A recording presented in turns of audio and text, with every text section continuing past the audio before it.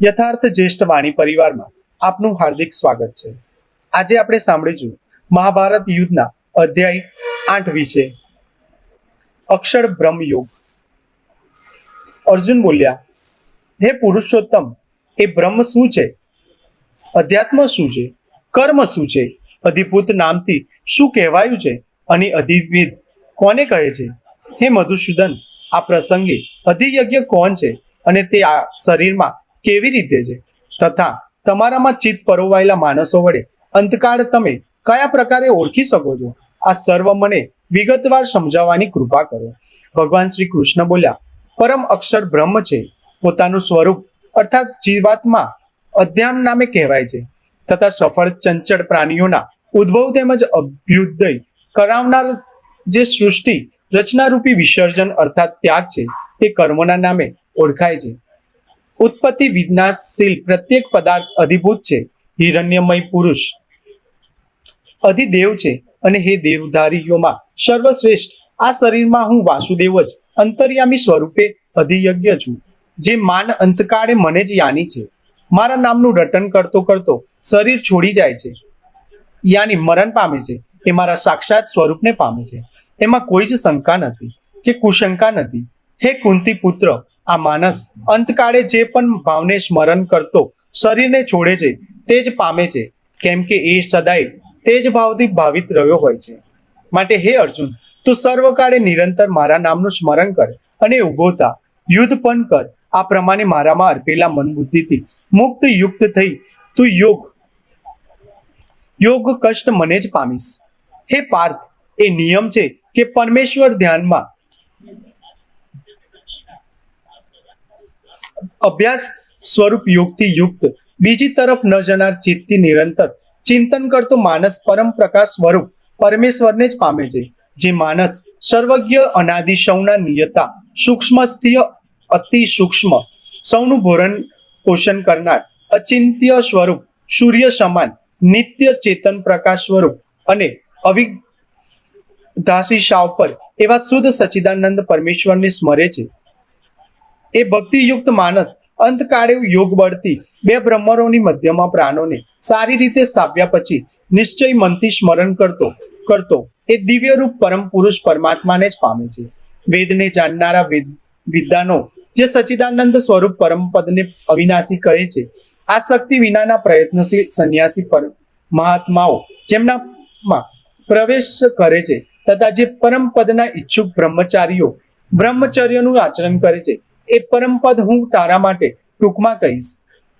બધા ઇન્દ્રિયોના દ્વારને રોકીને તથા મનને હૃદય પ્રકાશમાં સ્થિર કરીને પછી જે જીતાયેલા મન વડે પ્રાણને મસ્તકમાં સ્થાપીને પરમાત્મા સંબંધી યોગ ધારણમાં સ્થિત થઈને જે માણસ ઓમ એ એક અક્ષર સ્વરૂપને બ્રહ્મને ઉચ્ચારતો અને એના સ્વયં સ્વરૂપ મુજ નિર્ગુણ બ્રહ્મનું ચિંતન કરતા શરીરને છોડી જાય છે, તે માણસ પરમ જાતિને પામે છે।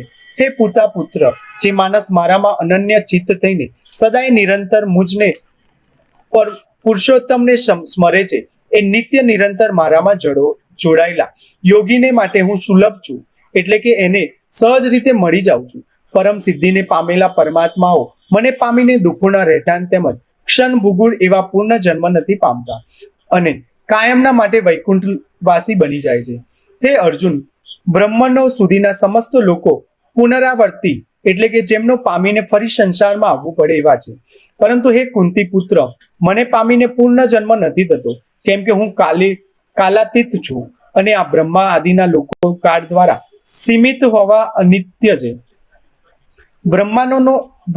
બ્રહ્માનો જે એક દિવસ છે એને સત્વ ત્રેતા દ્રાપર અને કલયુગ એ 4 યુગના 1000 વાર થતા આ વર્તનમાં લાગતા સમય જેટલો તેમજ એમની રાત્રિને પણ એટલી જ એટલે કે 1000 ચતુર્યુગના જેટલો અર્થાત બ્રહ્મલોકનો પણ અંત આવવા હોવાને લીધે એ પણ વિનાશશીલ તથા અનિત્ય છે એમ તેઓ તત્વથી જાણી લે છે। એ યોગ્યો કાળના તત્વને જાણનારા છે। બધાય જીવો બ્રહ્માનો દિવસ શરૂ થતા અવ્યક્તથી અને બ્રહ્મની રાત્રિ શરૂ થતા એ અવ્યક્ત નામના બ્રહ્મના સૂક્ષ્મ શરીરમાં જ લીન થઈ જાય છે। હે પાર્થ, એ જ આ ભૂત સમુદાય વારંવાર ઉત્પન્ન થઈને પ્રકૃતિને વધેલો બ્રહ્માની રાત્રિ થતા ક્ષય પામે છે અને દિવસ શરૂ થતા ફરી ઉત્પન્ન થાય છે, પરંતુ એ અવ્યક્ત કરતાય શાવ પર એવો અનન્ય એટલે કે વિલક્ષણ જે સનાતન અવ્યક્ત ભાવ છે એ પરમ દિવ્ય પુરુષ સંગડા જીવોના નષ્ટ થવા છતાંય નાદાનીથી પામતો જે અવ્યક્ત અક્ષર એવા નામે કહેવાય છે. એ જ અક્ષર નામના અવ્યક્ત ભાવને પરમ શક્તિ કહે છે. આને પામીને જ્ઞાની માણસો પાછા આવતા નથી. એ મારું પરમ ધામ છે.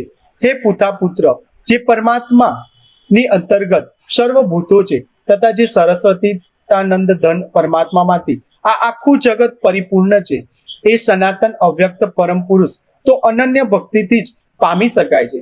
હે ભરત શ્રેષ્ઠ, જે કાળે શરીર છોડીને જનાર યોગીજનો પરત ન આવનારી ગતિને પામે છે અને જે કાળે જનાર પરત ગતિને પ્રાપ્ત થાય છે, એ કાળને એટલે કે ભય માર્ગોને કહીશ. આ બે માર્ગમાંથી જ જે માર્ગ જ્યોતિર્મય અગ્નિ અભિમાની દેવતા છે, દિવસનો અભિમાની દેવતા છે, શુક્લ પક્ષના અભિમાની દેવતા છે, એ માર્ગે મૃત્યુ પામીને જનાર બ્રહ્મવેતા એટલે કે યોગીજનો આ દેવતાઓ દ્વારા કર્મ ક્રમે લઈ જવાઈને બ્રહ્મને પામે છે. અને જે માર્ગે ધૂમાભિમાની દેવતા 6 રાત્રિના અભિમાની દેવતા છે, કૃષ્ણ પક્ષનો અભિમાની દેવતા છે અને દક્ષિણાયન 6 મહિનાનો અભિમાની દેવતા છે, એ માર્ગે મૃત્યુ પામીને જનાર સક્ષમ કર્મ કરનાર યોગી આ દેવતાઓ દ્વારા કર્મે લઈ જવાઈને ચંદ્રમાની જ્યોતિને પામીને સ્વર્ગમાં પોતાના શુભ કર્મોનું ફળ ભોગવીને પાછો આવે છે. કેમ કે જગતના 2 પ્રકારના શુક્લ અને કૃષ્ણ અર્થાત દેવાયત અને પિતૃ યાની માર્ગ સનાતન મનાય છે.